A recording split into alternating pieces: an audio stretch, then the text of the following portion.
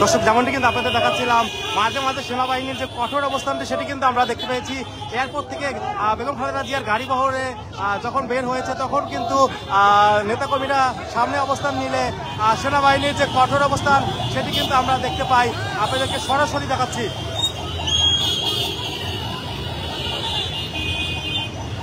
এবং একসময় কিন্তু নেতাকর্মীদের গাড়ি আটকে দিয়েছিল, পরবর্তীতে কিন্তু তাদের সেই গাড়ি ছেড়ে দেওয়ার পর উল্লাসিত নেতাকর্মীরা।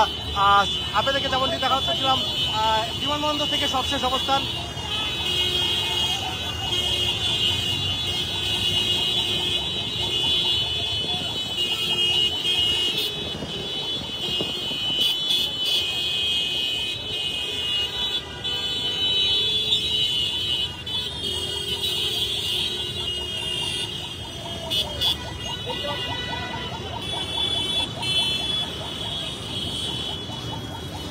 ইতিমধ্যে নিকুঞ্জের দিকে, খিলক্ষেতের দিকে যাচ্ছে খালেদা জিয়ার গাড়ি বহরে সেই গাড়িগুলো।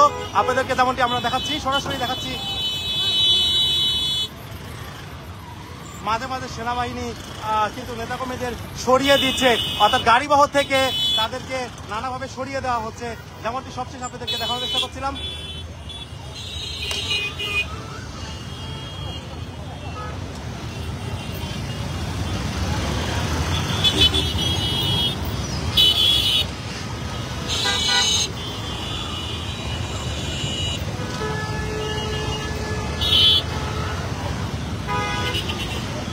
দুই পাশে নেতাকর্মীদের যে অবস্থান সেটি কিন্তু আমরা দেখতে পাচ্ছিলাম এবং আপনাদেরকে দেখানোর চেষ্টা করছিলাম। নেতাকর্মীদের যে অবস্থান সেটি কিন্তু আপনাদেরকে সরাসরি দেখাচ্ছিলাম।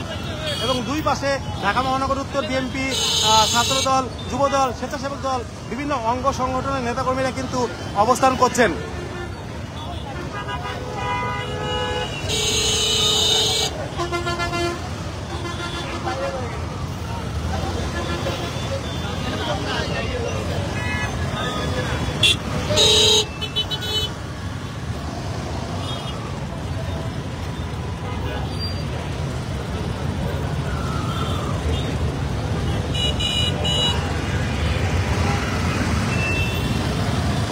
পথে পথে সংবর্ধনা পেতে বেগম খালেদা জিয়া গুলশানের যে ফিরোজা রয়েছে ফিরোজার দিকে যাচ্ছেন, অর্থাৎ বিমানবন্দর পার করে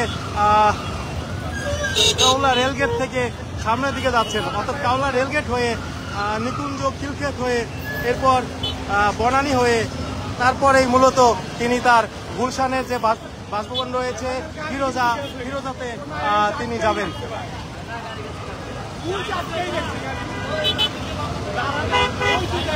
আমরা আপনাদেরকে সরাসরি দেখাচ্ছিলাম এখন কি অবস্থার মধ্যে রয়েছে খালেদা জিয়ার গাড়ি বহর।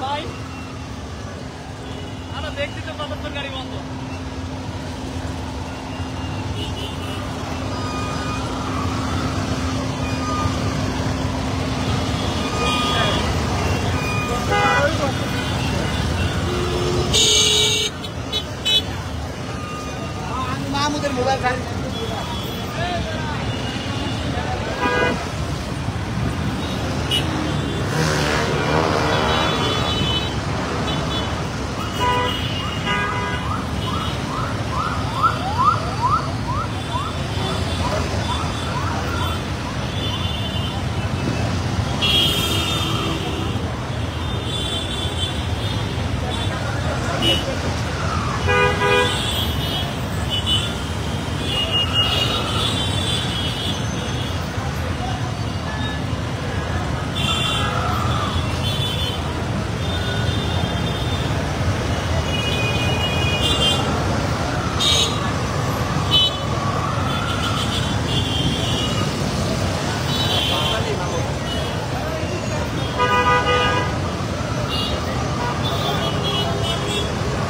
আমরা আপনাদের সরাসরি দেখাচ্ছিলাম এখন বর্তমান কি অবস্থার মধ্যে রয়েছে গাড়ি বহরের সবশেষ অবস্থান, যেটি বিমানবন্দর ক্রস করে সামনের দিকে অগ্রসর হচ্ছেন।